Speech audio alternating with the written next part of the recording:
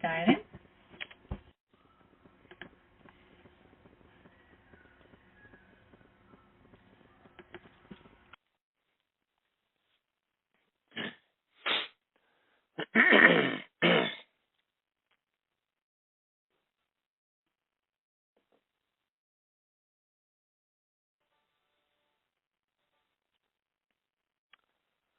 Hello, this is Paul Ryan. We're doing a live telephone town hall meeting. We are going to be starting in just a few minutes when folks join on the line. So if you're on the line in the queue, just wait, and we're going to get started in a few minutes.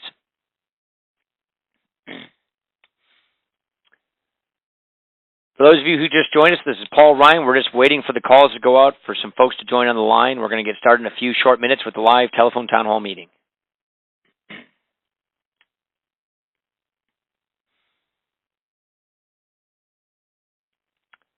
Hello, this is Paul Ryan. I can see a few more folks have jumped on the line. We're going to start in just a few short minutes with a live telephone town hall meeting. For people who want to ask a question or make a comment, hit 0 on your phone keypad, and that puts you in the queue. What I like to do is do these telephone town hall meetings, hopefully not interrupting dinner, but after dinner time, so I can get a sense of what's on people's minds. Tonight, we are calling residents of the 1st Congressional District in Walworth County and Rock County. And if you want to get into the queue to ask a question, just hit 0 on your phone keypad, and you'll be in the queue. We treat this just basically almost like a radio show. I have a screen I'm looking at here. I'm sitting in my office in Washington, D.C. We just finished votes about an hour ago. And I just click on the phone number that appears in front of me based on who the phone is reserved in tonight, or who owns the phone line, essentially, whose name it's under. And tonight we're doing Walworth County and Rock County. We're still waiting for some more folks to join in the line because the calls are still going out. Again, it's Paul Ryan. I'm doing a live telephone town hall meeting. We're going to start in a few minutes. If you want to ask a question or make a comment, hit 0 on your phone keypad. You can get in the queue. Otherwise, just stay tuned and listen. Listen in on what we're going to talk about. The one ground rule I like to have with these town hall meetings is that we talk about federal issues, given that I represent you in the U.S. Congress, not in state government. So it's best if we stick to federal issues since that's the jurisdiction I work for you in. Again, for those of you who just joined us, this is Paul Ryan. I'm doing a live telephone town hall meeting. We're going to get started in a couple minutes, waiting for a few more folks to come in the line. If people want to get regular updates on what we're working on, what's going on in Congress, feel free to go to our website, paulryan.house.gov, and you can click on the bar called Instant News Updates and sign up for Instant News Updates, and then we will send you updates as to what's going on in Congress. A lot of folks ask questions about the fiscal package, about the budget that I've passed. I've passed 4 budgets now in 4 years that balance the budget, that pay down the debt, that save Medicare from bankruptcy, that have some pro-growth economic reforms to create jobs and faster economic growth. It's called the Path to Prosperity. And if you want to get more details about the components of that budget, what it does, you can go to budget.house.gov to learn more about the budget plan that I've passed through Congress now 4 years in a row. We're going to get started in just a couple short minutes. This is Paul Ryan. I'm doing a live telephone town hall meeting. If you want to ask a question or make a comment, just hit 0 on your phone keypad, and you'll get in the queue, and I'll just run right through them. I ask one ground rule. Let's stick with federal issues if we can. Since I'm your federal representative, that's the best use of our time. There are a lot of issues before Congress right now. We passed a budget in the beginning of April, designed to balance the budget and pay off the debt to save Medicare from bankruptcy. It also encourages a number of other reforms, like opening up oil and gas exploration, improving pipelines to create more energy jobs.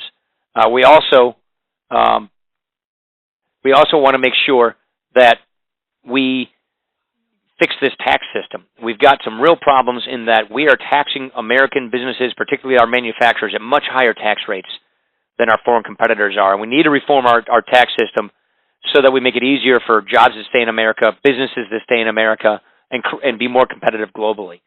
There are a lot of issues that we're dealing with. A new select committee on Benghazi is being formed, and I'd be happy to go into the details surrounding that and the reasons for setting up this new select committee. We have also some problems with respect to the Internal Revenue Service and their targeting that they've done.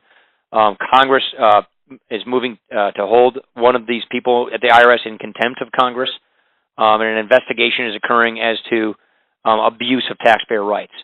So there are a lot of issues that Congress is dealing with, in addition to the fact we're doing appropriations. It is now, for the first time in 3 years, because of the budget agreement we passed in December, an agreement that I negotiated with Senate Democrats, we finally have an appropriations process where Congress has reclaimed the power of the purse and is actually going through each agency's budget and scrutinizing budgets and setting the budgets for government agencies. We have not done that for 3 years. And so finally the power of the purse has been returned to Congress, and we're actually doing our jobs and going through and setting the budgets of government agencies.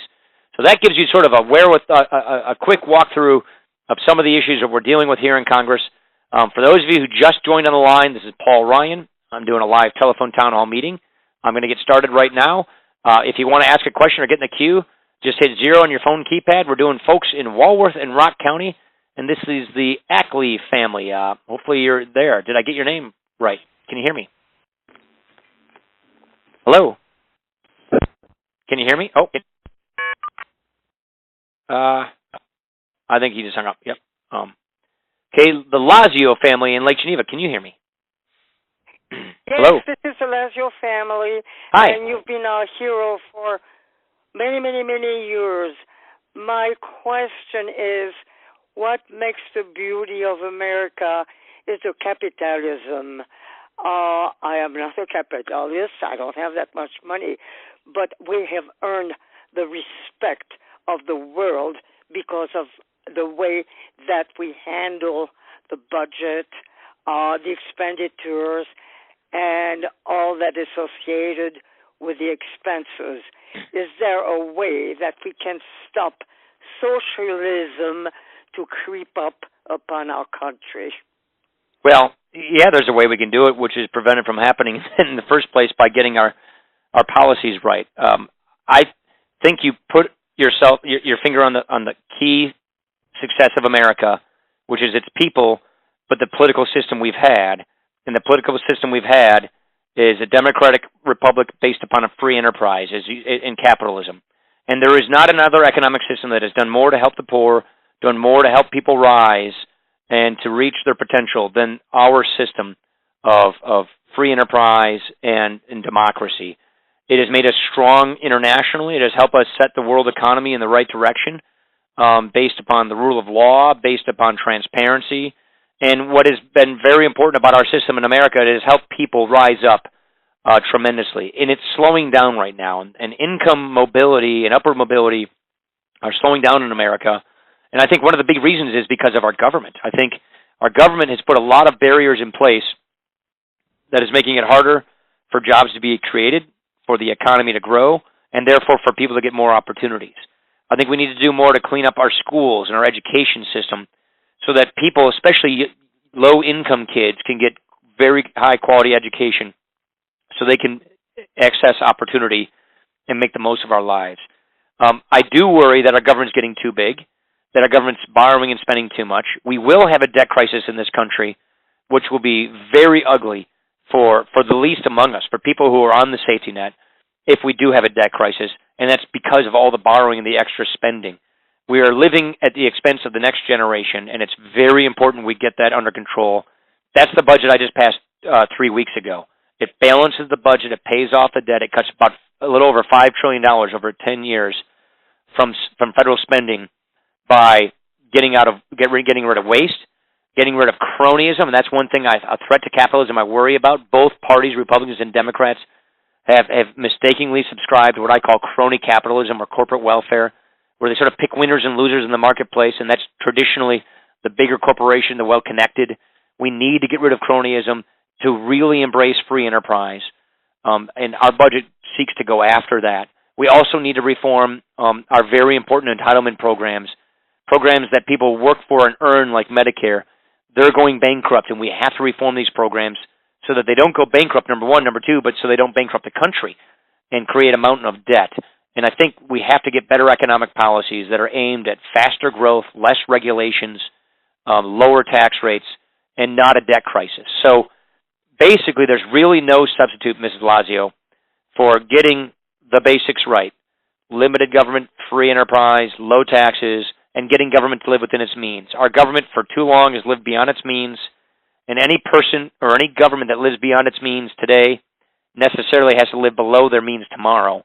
And that is unfortunately the path we are on, which I think we need to get off. But thank you very much for your comments. I appreciate it. Next, it's Paul Ryan. We're doing a live telephone town hall meeting. For those of you who just joined, hit 0 on your phone keypad. I see a lot of folks are in the queue, so I'm going to try and get through it as quickly as I can. If you want to get instant news updates from my website, paulryan.house.gov. You want to learn about the budget that I just briefly articulated to Mrs. Lazio in the last question, go to budget.house.gov, and you can see the entire fiscal blueprint and all the things that we're proposing to fix our fiscal situation. Next, the Van Dresser family in Walworth. Did I get your name right? Yes, Van Dresser. Dresser, gotcha. Why do you want to cut Medicare, Social Security, etc.? And why do your votes only favor the top 10%? Well, so I'm glad you asked that question because it's not true. So I'm glad you gave me the opportunity. Yes, it is, because I see to deal with this. How you vote. It's in the paper. It shows. Yeah. So our budget. How you have voted. Sure.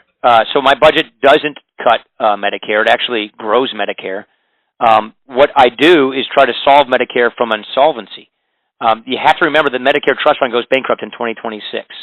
Obamacare takes $716 billion from Medicare to pay for Obamacare, so it raided Medicare, and then it put this new board of 15 unelected bureaucrats in charge of cutting Medicare, which will lead to price controls, which I believe will lead to denied care for seniors.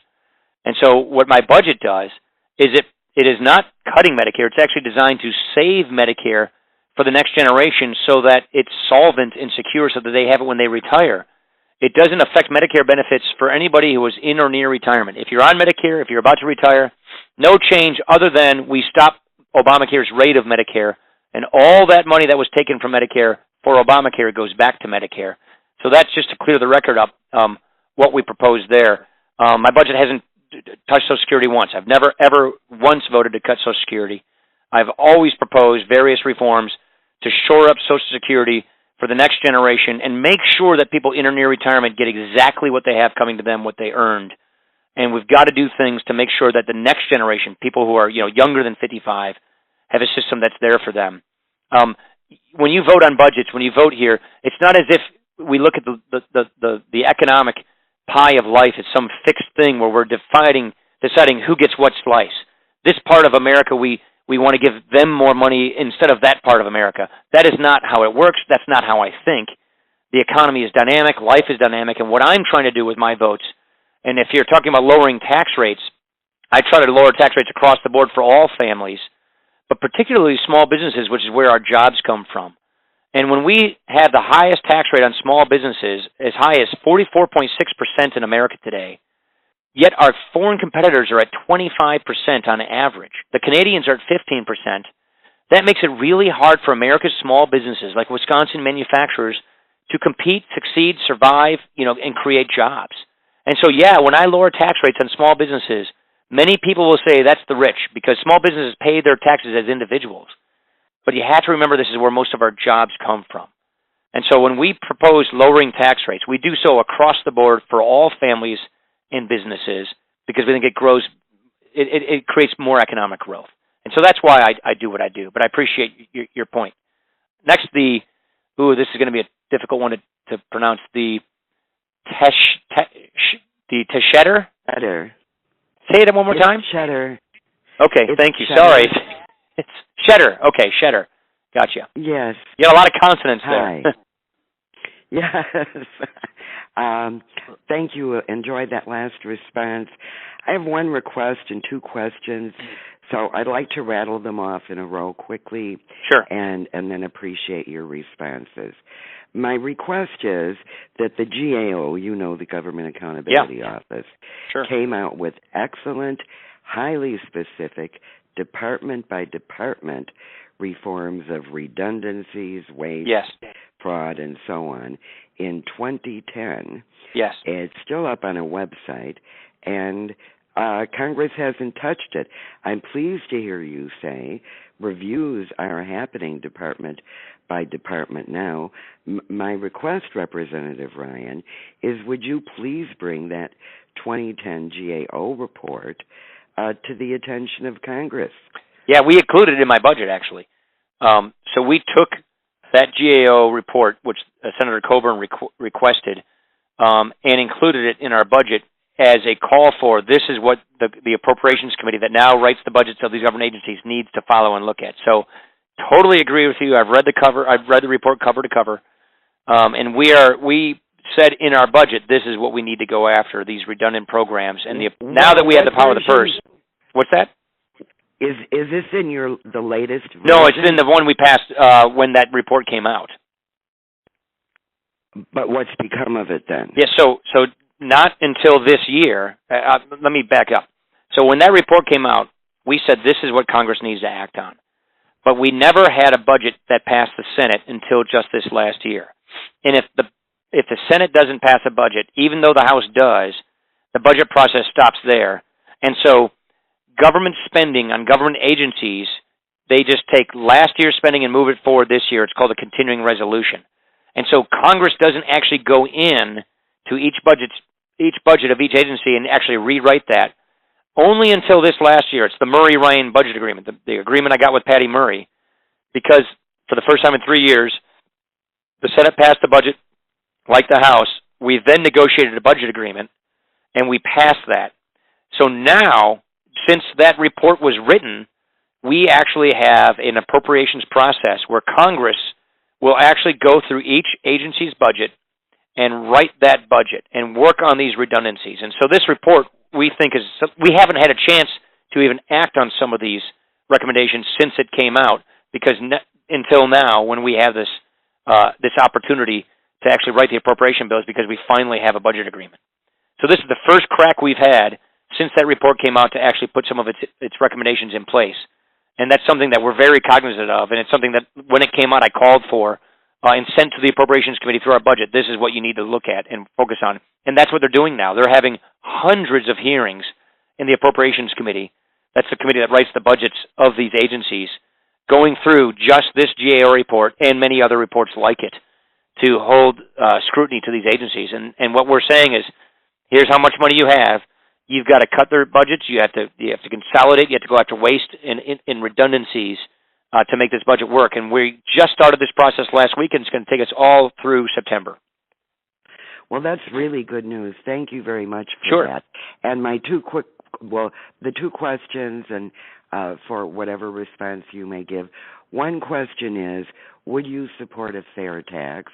And the other question is, would you please specifically clarify your position on amnesty? Amnesty, okay. Easy to answer. Let me take the second one. Yes, I'm opposed to amnesty. Completely opposed to amnesty, because I believe if you were to grant an amnesty, and we're talking immigration for those people who may not be as familiar with the issue, if you actually do an amnesty and say to a person who is undocumented, who came to this country illegally, we'll just give you with penalty-free, you can stay here in America, you can have citizenship or a green card or something like that, then all you're going to do is encourage more of the same behavior. You're just going to encourage more people to come on illegally into the country. So that's why, to me, the way to fix this is not just get the border secure, not get interior enforcement up and running. Those are very critical things. But you've got to have something that requires a fine be paid. If somebody breaks a law, they have to be held accountable for breaking the law. And you have to have an accountability system. A penalty must occur, and a person, in my opinion, should go on probation if they break this law, like our immigration laws. You cannot do an amnesty, because then you'll just have a green light for more illegal border crossings or visa overstayers. So I do not support an amnesty. The fair tax. I like the idea of it in theory. I worry a lot about it in practice. Theory, it's great because it taxes consumption. It doesn't tax investment or savings, which are necessary for economic growth. It dramatically reduces the power of the IRS. And there are some versions of it where you don't even have an IRS, and that's obviously very appealing. But the reason I say it's attractive in theory but not in practice, what I really worry about is having a national sales tax with an income tax on top of it. And the fair tax envisions working the constitutional amendment so that you don't have an income tax in place, and you have to amend the Constitution to do that. And then the sales tax would replace it. I worry that won't happen, that you won't get rid of the income tax, and like Europe, you'll have both an income tax system and a sales tax system on top. Sales taxes are easier to raise than income taxes because you can creep them up slowly, but they can feed a lot of government spending. There are various types of sales taxes. There are VAT taxes, there are retail sales taxes, the fair tax is a retail sales tax. But my concern is we'll have the worst of both worlds. We'll have a consumption tax and an income tax system at the end of the day. And I think that would do a lot of damage to our economy and dramatically grow our government, which I think would lower our freedom. So in practice, I just don't see it working because I really do worry, just watching Washington like I've watched it, that you'll have the worst of both worlds, income tax and a sales tax system. But thank you. Thank you for clarifying all that. You bet. Appreciate it. Next, the Cusack family in Lake Geneva. Hello. Thank you, Senator, or Congressman, rather. Yeah, Paul. Hi, Paul. There's one issue I have on the immigration. Yeah. The lack of bringing it to the House for a vote. And another thing that I'd like to bring to your attention, and it's probably in the budget, is that there are 34,000 bed quota, which is keeping a minimum of 34,000 immigrants in ICE detention. And we would like to see that eliminated. That's a quota system. So anything you can do to... But yeah, so I'm not familiar. So say that one more time. So you're saying there's a quota at ICE to always have detained 34,000? They should eliminate the detention bed quota. Oh, the bed quota. Okay. Yeah, I hear what you're saying. I didn't hear you say that. 34,000 immigrants to be detained at any given time. So that's a good savings there. If you would eliminate the wasteful and inhumane immigration detention bed quota in any appropriation bill. So, and the thing, go ahead. Will the Congress bring the comprehensive immigration reform up for a vote in the Congress? Okay, so I'll just pick up where I left off with the lady who asked the last question. Amnesty is a key word that I don't think there was any bill. So that is just a trigger word. Yeah, the House will not do an amnesty. We will not, when I say we, the House will not pass the Senate bill because there's just no support for the Senate bill here. So there is a big comprehensive bill that passed the Senate. The House won't pass that. And we have made it clear in the House that we're not going to go to conference on that bill, meaning we won't negotiate off of that bill.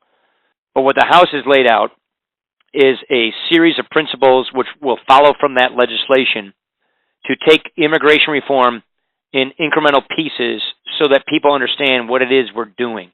The big concern about the Senate bill is it was almost 2,000 pages. Nobody understood what was in it when they voted for it, and nobody understands what's in it now. We want to make sure that when we pass laws, as important as immigration reform is that people know what we're voting on. The public knows what we're voting on. Members of Congress know what they're voting for or on. And so we want to take it in pieces. Number one is the border. We now know through doing lots of research and hearings what it takes to actually secure the border. Now, the reason securing the border is even more important these days is because we have a real drug problem.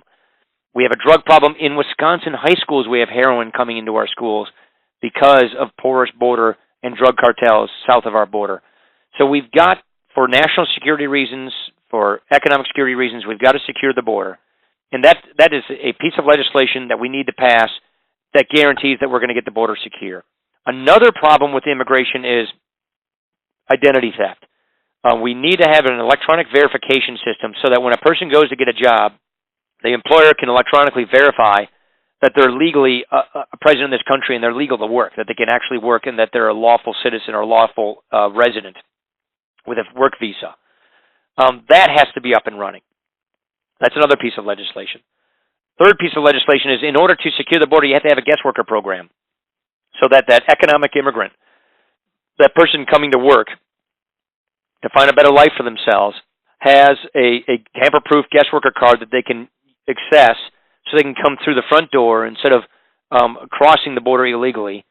That helps us take pressure off of the border so that we can secure the border. The Border Patrol keeps telling us, have a guest worker program for the Wisconsin dairy industry or the hospitality industry or agriculture that's seasonal so that people can come and go across the border with an ID to take a job that's not being filled in America, to take pressure off the border, and we've got to pass that. That's another piece of legislation. For the undocumented, which is the woman's question about amnesty, what we're looking at in the House is a system to help people get right with the law, come out of the shadows, and go on probation. Acknowledge that they broke the law either by illegally crossing the border or overstaying their visa. Acknowledge it, waive your rights, so that you pay a fine, you pay back taxes, you learn English and civics, you can't be on benefits, you have to have a job, and you can get a probationary work permit, a probationary visa for that. Then in order to get out of probation, you have to satisfy those terms, as I just mentioned, taxes, English, civics, pay a fine, and if you don't satisfy those terms, you have to be deported. So you waive your right to appeal. During that time, the government has to secure the border and put interior enforcement in, which is a visa tracking system, so we know who's coming and going in this country, and a worker verification system, as I just described. We call it E-Verify. Those are the components of immigration reform that is not amnesty, that gets the system fixed so that we have the border secure and we have a legal immigration system so that the economy gets the workers it needs. We've proposed to change from what they call chain migration, which is distant relatives, to keeping nuclear families intact, but having visas issued to people who are coming to fill jobs that can't be filled here so that the economy gets the workers it needs. One of the problems we're going to have in America is once these baby boomers are retired, and baby boomers are beginning to retire, 10,000 people are retiring each and every day in America, and they will at this pace for 10 years. We need to prepare for the moment when they're out of the workforce and retired. We're going to have labor shortages. Our birth rates aren't what they used to be, and so as a result of that, we will have a lot of vacancies and labor shortages, and if we can fill those labor shortages with legal immigration, then we can get the kind of economic growth we need. If we have fewer people working, then we have slower economic growth, and it's really important we fix that. And so the House is looking at a step-by-step process that's incremental, that does these basic things: secure the border, interior enforcement, guest worker program, and probation and fines, which is not amnesty for those who are undocumented. It's not feasible, I would say, to try and round up 11 million people where we don't know where they are in this country or who they are to deport them. That is something that is just not a feasible thing to do. The kind of police state we would have to implement to do that is something that most Americans wouldn't tolerate, including myself. And so that is what the House is envisioning.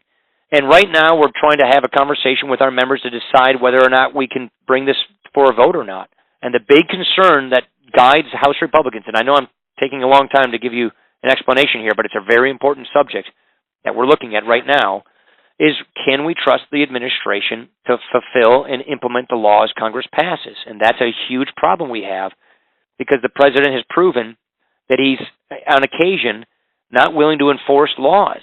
And so we have to find a way to write this statute, the law, so that he has to enforce it. And that is one of the big challenges facing us right now.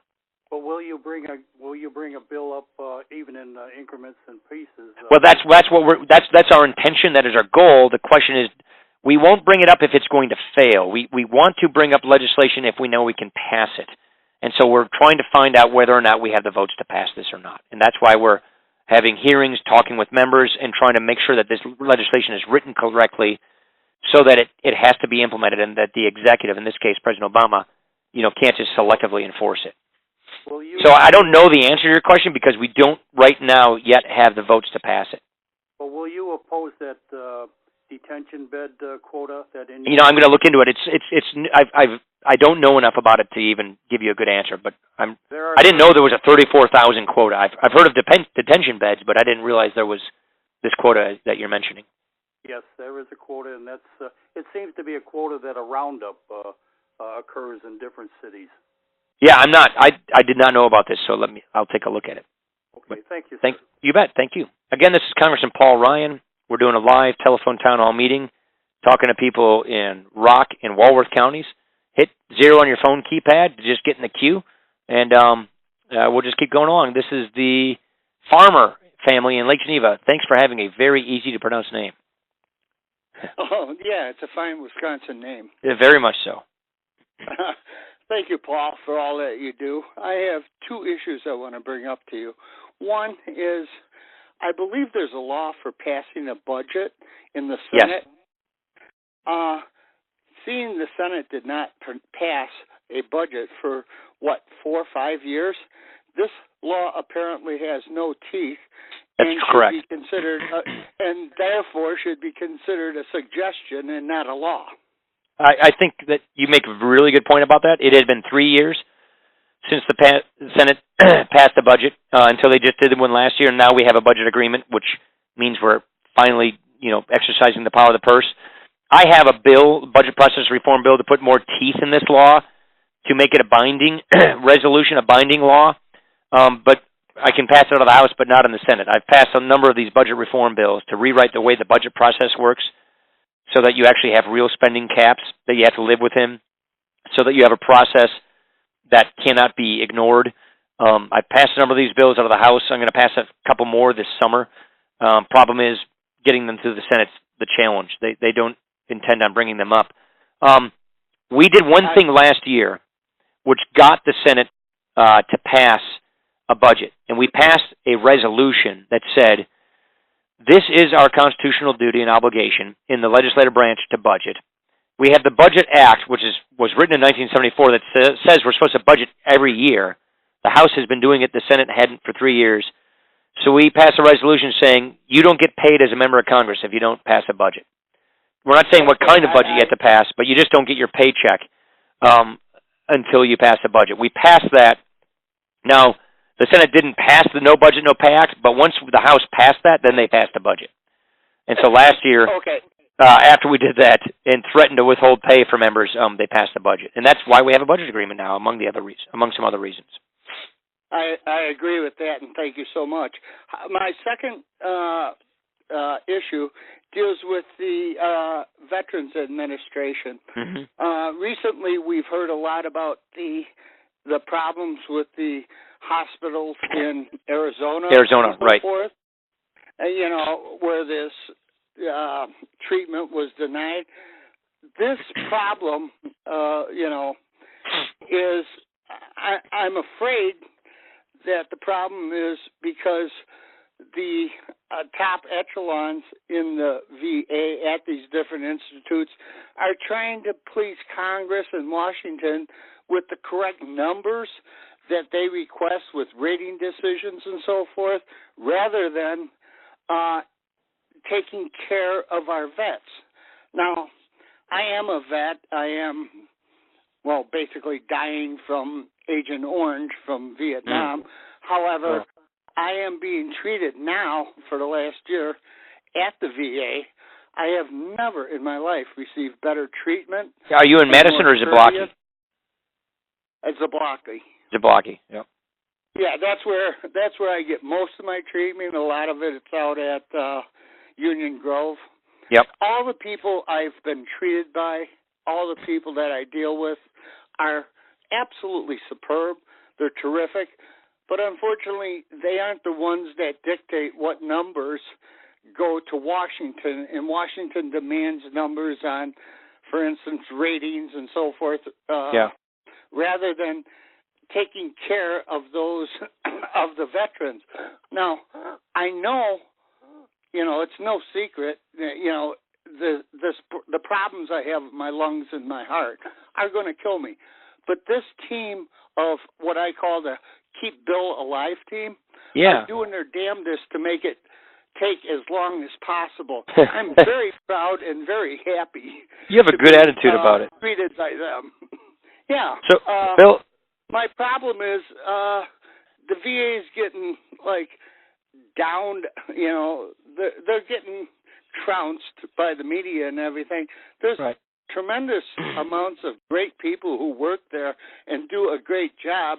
Unfortunately, it's the upper echelons and what I call manglement that are more interested in the numbers that Washington receives rather than the care that the vets receive. Is there anything that we can do about that? Yes. So, first of all, Bill, you have a great attitude, by the way. I just got to say, it's really refreshing to hear a man in your condition with the kind of zest for life and attitude you have. It's very heartening. Thank you for your service to our country. Thank you, Paul. Let me just interrupt you and just tell you that I had 45, 50 years that a lot of my very good friends never had. I am grateful for that. Yeah. And I appreciate my life, and it's been a great one. That's fantastic. Wow. That's like movie stuff right there, what you just said. That's really, really encouraging to hear. So number one, I agree with you about Zablocki and Madison and the outpatient clinic in Union Grove, in Kenosha, and in Janesville. They're good. They're really good, and they do a very good job.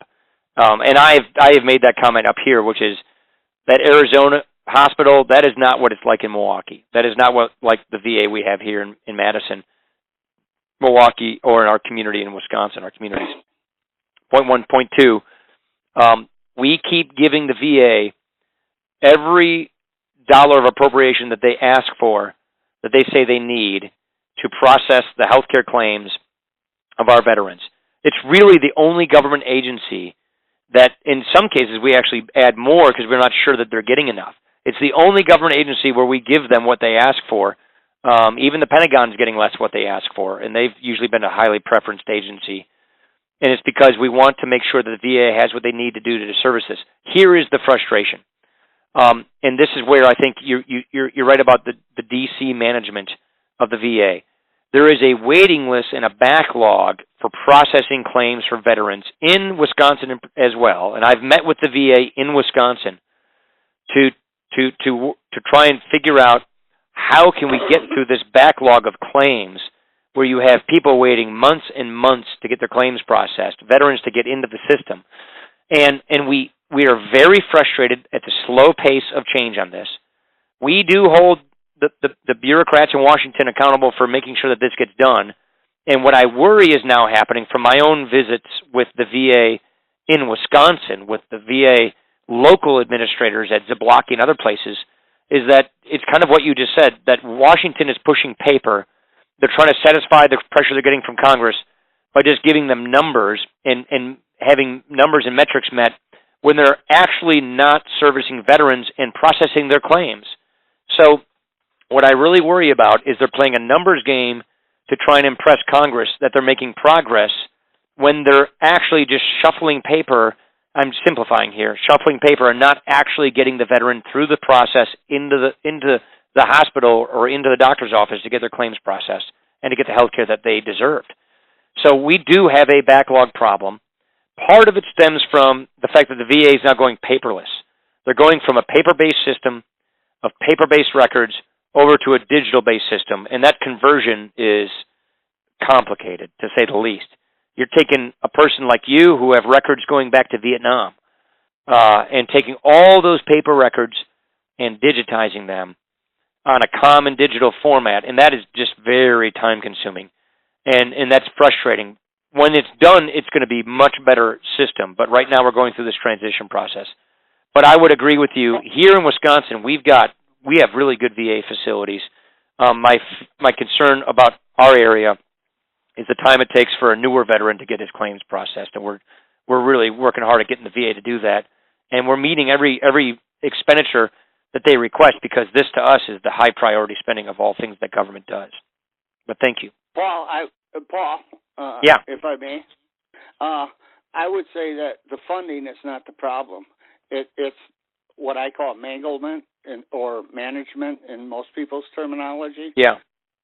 What they pay attention to is what is demanded from Washington. It's numbers, and it's ratings. Regardless, if it is more beneficial or less beneficial to the veteran. The veteran, we should be more... No, what I'm trying to say is I agree with that. Yeah, we should be more veteran-centric and less Washington-centric. That's right. When it comes to serving the people that served us, the veterans. And I thank you for all you do. You bet, my pleasure. What I say to the VA is be outcome-based. The outcome is successful servicing of our veterans in the healthcare facilities. Don't be process or paper-based. I don't need all these little metrics. I need to know, is the veteran getting the service that they need when they need it? That's really the outcome we care about, not whether you have 82 of this and 92 of that and this metric and that metric. And that's my fear, is they're trying to razzle and dazzle us with metrics and numbers when what we're seeing is the processing of veterans' claims, getting them the health care they need when they need it, and getting them in the system isn't improving. That's the concern we have. But I appreciate it. Thanks. Thanks, Bill. I understand, and I thank you for your concern. Thank you.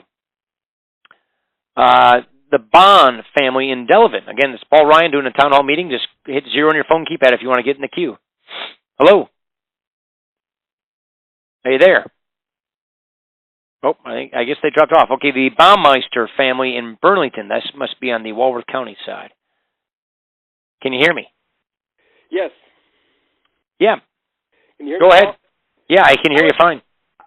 My problem is all these bad trade deals we've had the last 50 years that have sent so many good-paying jobs to Mexico, China, South America, wherever. And like Mexico, Ford, General Motors, Chrysler, they're all producing vehicles in Mexico to ship back here. A million vehicles this coming year. If those vehicles were made in the United States, we could improve our wage situation. We'd have more people making a living wage. We wouldn't have all this welfare. Why are we exporting jobs to Mexico? In General Motors, they closed that plant in Janesville. I know. To buy a new General Motors truck, it says fabricated in Mexico. Yeah, it depends on if they build the Chevy Tahoe and Suburban, which we made in Janesville. They build that in Arlington, Texas. If you're thinking of a pickup truck or an Avalanche, that is made in Mexico. Believe me, I'm very familiar with the GM situation. Why weren't they made in Janesville? We bailed out. How much money did Mexico pay for the bailout of GM? Yeah, look, I can go on and on about Janesville. Let me get at your original issue. We need to make sure that the agreement, the Mexico agreement predates before I was in Congress, so I wasn't around here when that happened, so I can't really go into the details of that because that happened, I think, in 1993. A free trade agreement would be if there was a legitimate That's what I was just about to say. Could produce a vehicle to sell here. That's trade. Trade is not when we export jobs for That's cheapness. Right. So in free trade is, do they give us the same access to their markets that we give them to their markets? That to me is what matters. It's not necessarily that. But why can an American company close an assembly plant in Atlanta, Georgia, where Ford did? They built their Fusion. The Ford Fusions are made in Mexico. They closed the plant that made the Taurus and the Sable in Atlanta. That plant could have been easily converted to make the Fusions in Atlanta. Well, I'm not sure. I didn't know about the Fusion plant, but the point is, we want more manufacturing jobs here in America. We want to build more things here and sell them overseas and sell them throughout our country. And so, what can we do to do that? I think is the question. There are good trade agreements. There are bad trade agreements. Bad trade agreements are ones where we give these other countries an ability to get access to our markets, and we don't get access to their markets. Also, bad trade agreements are we want to be able to make things in our country and sell them overseas, and we don't. Part of the problem we have is if you want to sell your product into another country, if you don't have a good trade agreement, you have to build that product in that country to sell in the country. So we want to lower the barriers to allow us to build things in our country and sell them in those countries. And we don't want to have an incentive to close a factory in America and build it in another country to either sell back to America or sell into that country. And so I think there are a lot of things we need to do to fix that. Our tax laws are one of those things. We have tax laws that reward companies for making money overseas and keeping that money overseas and building factories overseas. We've got to change those tax laws. And go ahead. For every GM vehicle or every Ford vehicle or every Chrysler vehicle that's made in Mexico and shipped here, we lose hundreds of dollars to Social Security and Medicare. Sure, I can see that. And that's, if we should put a tariff on those vehicles to pay, let's say 15% tariff on every vehicle coming out of Mexico to pay for our deficit on Social Security and Medicare. Because if those vehicles are made in Janesville or Atlanta, Georgia or Detroit, they would be getting Medicare money and Social Security money. Well, so for instance, remember, we had a big battle with Japan in the 1980s, and we had real trade problems with Japan, and this same thing was happening then. And so I think some of our better trade policies were, you know what, if you want to sell Japanese cars here in America, Toyota, Honda, we said the same thing to the Germans with BMW, build a factory in our country and make those in this country so you can sell them in this country. And so that to me was better policy. Same thing. Yeah, right. So that's good policy. So we've got those manufacturers, those foreign companies, making their cars, hiring Americans to sell into our country. That was, I thought, that was a good agreement we got with the Japanese. The Koreans, we just got a trade agreement with the Koreans. We're just now implementing it. And we're saying, look, if you want to sell Hyundai and others in America, build your factories here. Those to me are agreements that made sense. And that Korean trade agreement, for example, was supported by the UAW because they thought it gave us a better opportunity to have more auto jobs. So really what I'm trying to say is each of these agreements are different. Some are good, some are bad. And the key is, are they an agreement that helps America, that helps American manufacturers? The UAW, for example, thought that the Korean one was a good one because it helps keep auto jobs in America. It helps us make autos in America, sell them to Korea, and it says to the Koreans, build your factories here if you want to try and get into our markets. So those, to me, are the kinds of agreements you want to get. You want to get agreements. You got to remember, 95% of the world's consumers are people who live in other countries, not our country. And the kind of mature economy that we have, we can't just build and sell to ourselves.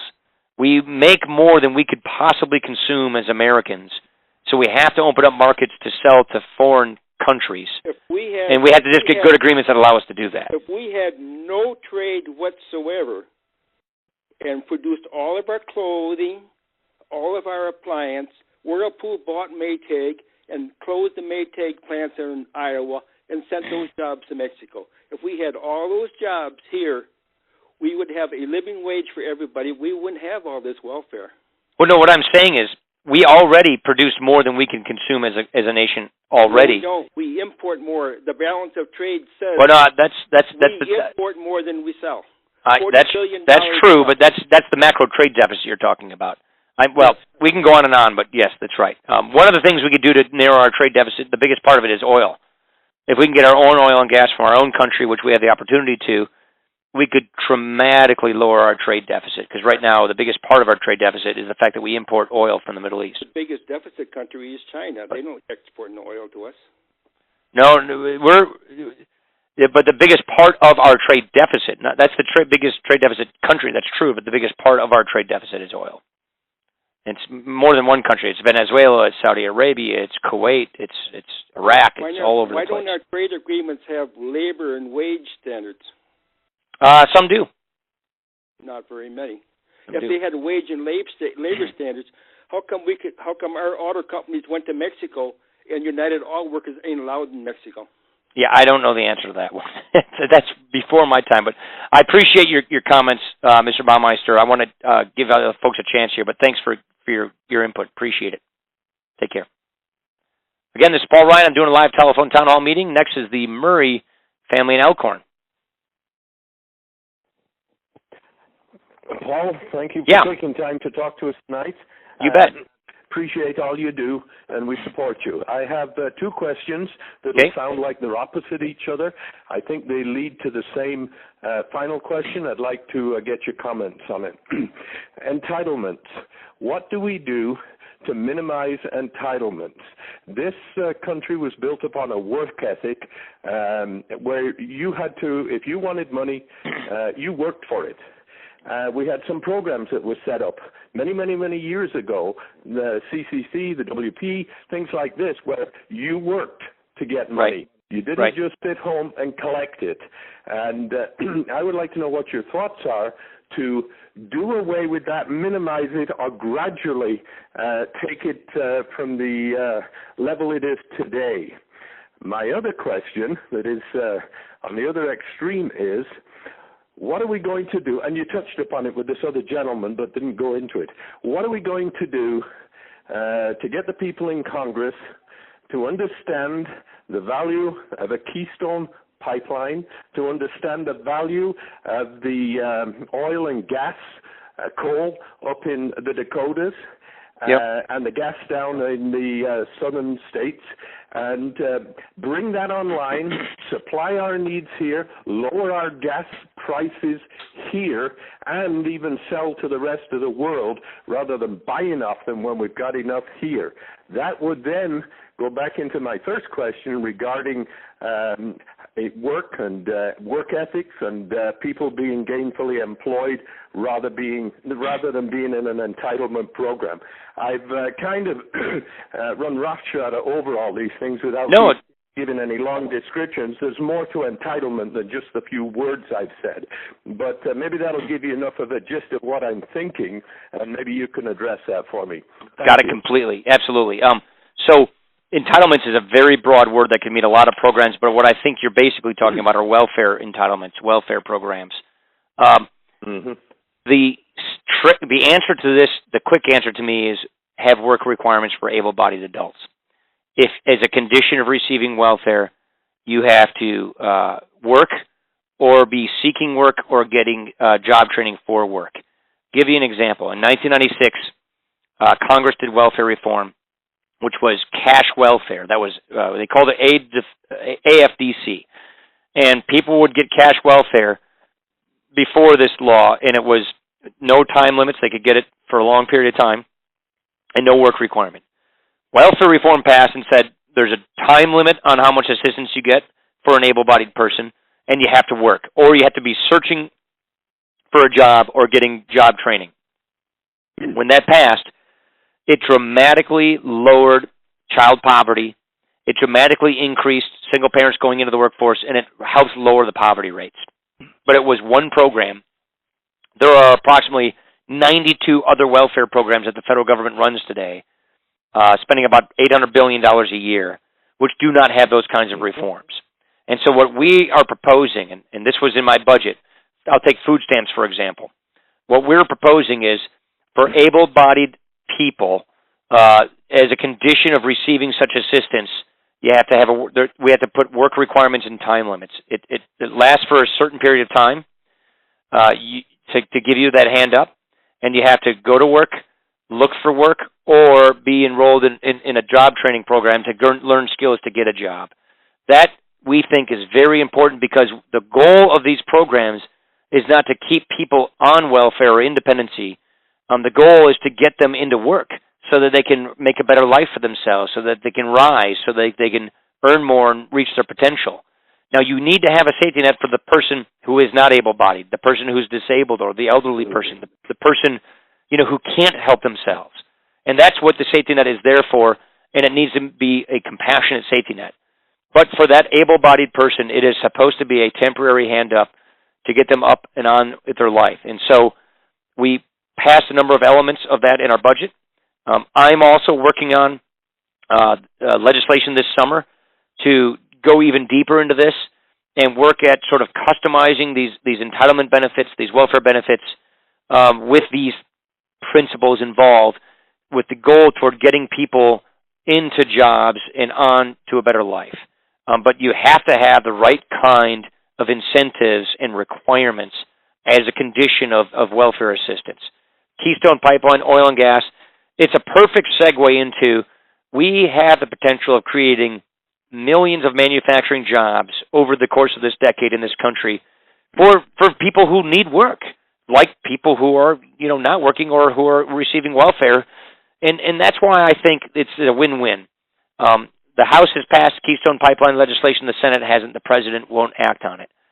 There are a lot of other things that we need to do to guarantee that we realize our economic potential with our oil and gas. It's not just Keystone Pipeline, but there are other pipelines. There are regulatory certainty that needs to happen so that the capital that will be deployed to explore these fields can occur. And we've locked up billions of barrels of oil and trillions of cubic feet of natural gas by closing off federal lands and federal waters, outer continental shelf, from exploration. So we, in our budget, propose to open that up. The administration is against this. The President's administration has presided over shrinking the federal lands and outer continental shelf that is available. So we've seen a reduction in oil and gas production on federal lands because of our federal government. The increase has been on private lands, like in North Dakota, the Bakken Shale, Texas, and Louisiana, and Pennsylvania, and Ohio. And that's what's interesting about this new technology. We have recently discovered over the last 10 years in this country an unprecedented amount of oil and natural gas that we never thought we had before. And it's really incredible. The Permian Basin, which is this field down in Texas, has already been estimated to be as large as the entire Saudi Arabian oil field. That's just a field down in Texas. The oil field in North Dakota is just as large. We have so many opportunities, which create so many jobs, and it also lowers the price of manufacturing for manufacturers. It lowers the price of electricity. It lowers the price of natural gas. It lowers the price of home heating. It lowers the price of gasoline. So it's good for consumers. It's good for jobs, and it's good for our foreign policy because it means we don't have to send our money, when we go to the gas pump, to, Middle Eastern countries. So it's a complete win-win-win. The frustrating thing here in Congress is the administration has done so much to prevent this from happening, from frustrating this from happening. The saving grace for a lot of it is a lot of this is on private land, so the administration can't stop that. But we're worried about new regulations that they're proposing, which would do that. And so this is a big struggle in Congress, but I see it as one of our country's greatest potential gifts. And our allies want to buy gas from us. We have 24 LNG, liquid natural gas terminals permits that are sitting at the Department of Energy right now. We have well over 100 years supply of natural gas that we've discovered. The Europeans would like us to sell them natural gas. The Japanese would like us to sell them natural gas. The Koreans would like us to sell them natural gas. And so we have enough here domestically already. We could explore and drill this natural gas and sell it overseas, and that can create a lot of jobs for us right here. So I really think there's a lot of potential for this issue. I know you kind of got me going there, but welfare reform, work requirements and time limits, job training, economic growth so that you have jobs for them to go to, and this energy play, which is a gift for this country because of our new technology, could be a big part of that. It's amazing when you put those two subjects together. I do. I think that's right. How much could be done within this country if we just were able to do it. You did a great job of articulating it. You went into all the corners of it. My admonition to you, sir, is to say, make something happen along these lines before this country's turned over and becomes a second-rate country. We're heading that way. You can say all the nice words in the world, but I've watched it happen. We're heading that way. I was down in Argentina just last month. In Argentina, they have natural gas stations around the country, and they're running their cars on natural gas. We haven't even got there, and that's Argentina. Yeah, and we could. We have the natural gas here. Yeah, I mean, we have the natural gas here. We could produce it. Actually, Quick Trip is now putting natural gas distribution facilities in their gas stations. Pilots doing it. So that's beginning to happen here in America. But I think you're exactly right. So I appreciate it. Okay, I'll let somebody else have a talk with you, and thank you very much. Yep, thank you. My time is almost up, but please don't hang up. I'm going to take one more question, and then I'm going to transfer everybody still on the line to voicemail where you can ask your question or make a statement, and then I will follow up with you. They only give us an hour to do these things, but I want to thank everybody for participating in this. The last word is going to the Carbash family in Delavan. Did I get that right? You did, sir. Yeah. Thank you. All right. Thanks. Hey, I guess 3 parts to the question, and they're kind of scattered all over the place here. But okay. Number 1, our currency. I mean, we have a massive debt. Yeah. And I don't think our politicians are doing us justice in describing to the American people what that's going to mean down the line. Right. As far as possible hyperinflation. Right. I hope not. What are the outcomes of the debt if we keep going along these lines of what we're doing right now? Second question, Common Core. For, against, and why? And third question, Social Security. In your last budget, I believe, I'm 42 years old. I believe, you were raising the average age of my generation to 70 years old. I understand it needs to be done.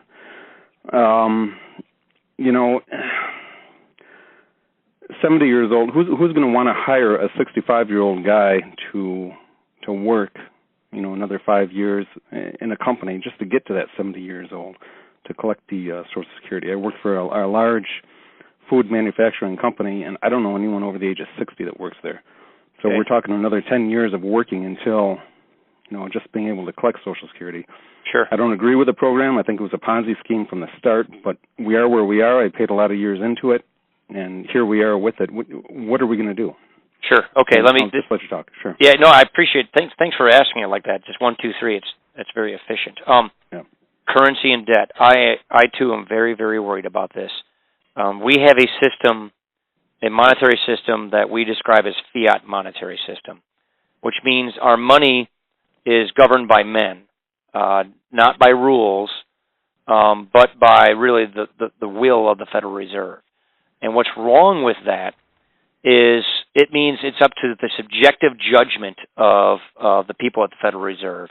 And right now, the people at the Federal Reserve, the last chairman and the current chairwoman, believe that they can manipulate the money supply to try and affect the economy.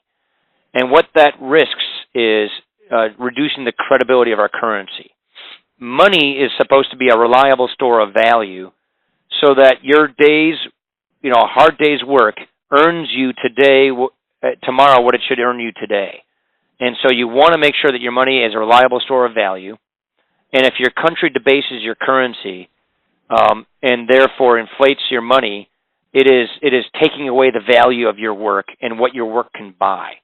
And so our monetary system, in my opinion, has been off the rails for some time with money creation. We call it quantitative easing, where the Federal Reserve has been creating money. Basically, it's synthetic creation because it's electronic, but it's basically like printing money to go out and buy assets, like mortgage-backed securities and treasury bills. So they're monetizing our debt. They're buying treasury debt by printing money, thinking that they can just lower interest rates to stimulate the economy. But once all that money starts flowing through the economy, we're going to have an inflation problem. And so I do worry that the monetary policy is going to lack in credibility. It's not anchored to any rule or reliable value. And to me, the thing to do is to change the statute governing the Federal Reserve to get them away from this kind of manipulation of our money and to get them onto a currency rule where they actually subscribe themselves to a rule and they have one charter, and that is to maintain the soundness of our money and stable prices. They shouldn't be focusing on all these other things that they're trying to do with the money supply. So I think if they did that, change their rule to a single mandate, price stability, and followed a monetary rule so that it's anchored in core rules, we'd have more credibility and we could have it could help us head off inflation. Common Core. I do not support Common Core because I worry about federalizing curriculum at the federal level and dumbing down our curriculum. I believe that education constitutionally is a state responsibility, morally a parental responsibility, and ethically a teacher's responsibility. the federal government, when it tries to federalize these things, I think takes away local control. It does violence to the principle of federalism.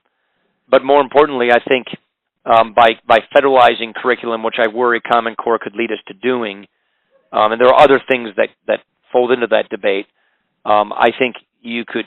I think that's a very bad idea, and I think you could dumb down our schools and take the control of the education system of our children away from us. Social Security.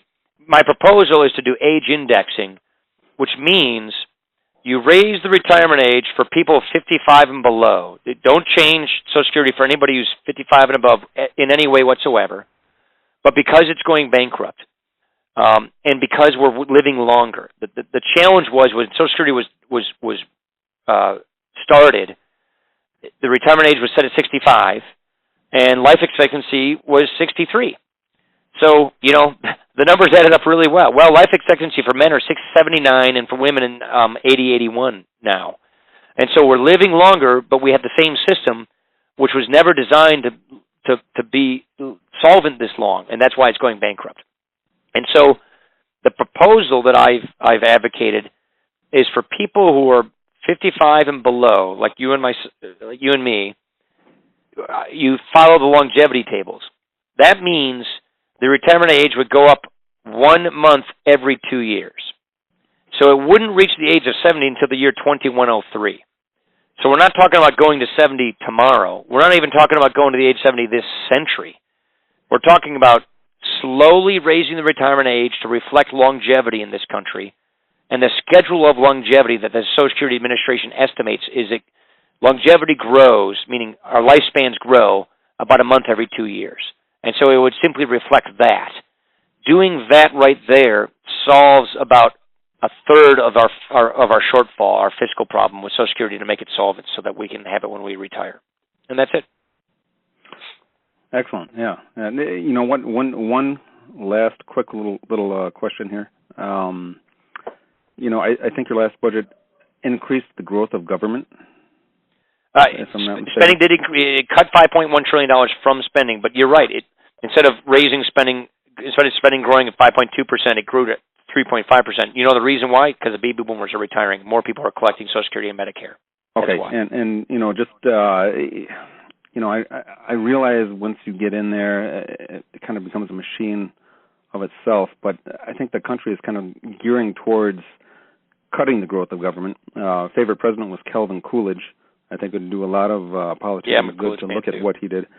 But I reviewed Amity Slay's book on Calvin Coolidge. I thought it was a great book. Why not try to cut, the growth of government instead of increasing it over time? Because the primary, so we cut discretionary spending, we cut government agency budgets, but the reason the budget grows is because we're going from 40 million seniors to 80 million seniors. That's why. It's literally because baby boomers are retiring.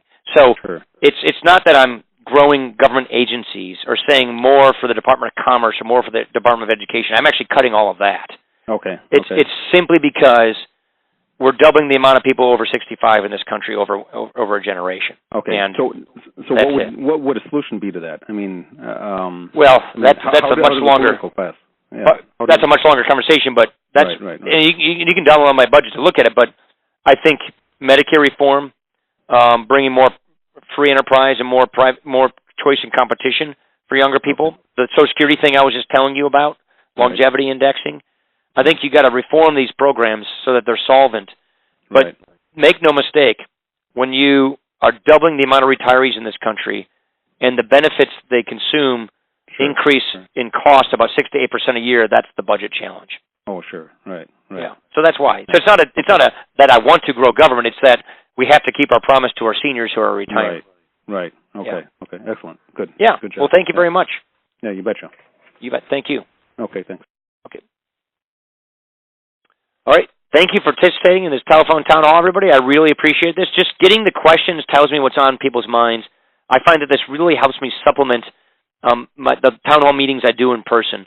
So thank you for spending the time. I really appreciate this. This helps me quite a bit. I'm now going to transfer everyone to voicemail. Please be sure to leave your first and your last name, your full address and telephone number. If you don't leave your first, last name, address, and telephone number, I can't get a hold of you. So please do that with your question and your comment so that we can get back to you. Thank you very much, and good night.